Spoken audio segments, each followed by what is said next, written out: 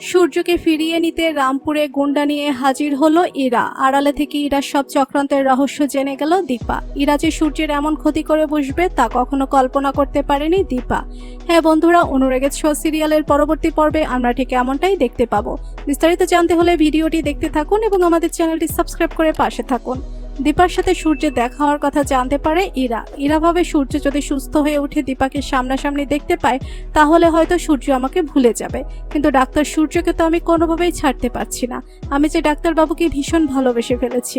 অন্যদিকে দীপা ভাড়া করা বাড়িওয়ালার বাড়িতে ঘুমানোর সময় বাড়িওয়ালা দীপার সাথে অবৈধ সম্পর্ক করতে চায়, কিন্তু দীপা বাড়িওয়ালাকে বুঝিয়ে দেয় সে ওরকম চরিত্রহীনা খারাপ পেয়ে না। এরপর দীপা ইচ্ছামতো বাড়িওয়ালাকে শাসিয়ে বাড়ি থেকে সোনারূপাকে নিয়ে বেরিয়ে পড়ে।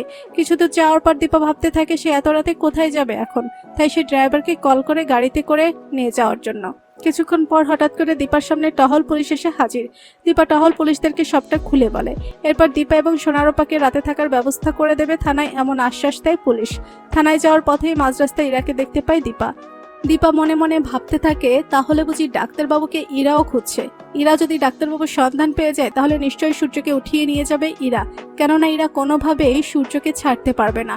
এরপর তবলা এবং কাকাই দীপাকে খোঁজার জন্য বেরিয়ে পড়ে। তবলা জানতে পারে দীপা এবং সোনারূপা থানায় আছে।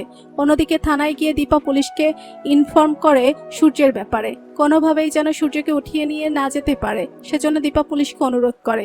শেষমেশ দীপা বুঝতে পারে সূর্যের এমন অবস্থা হওয়ার পেছনে ইরার হাত রয়েছে।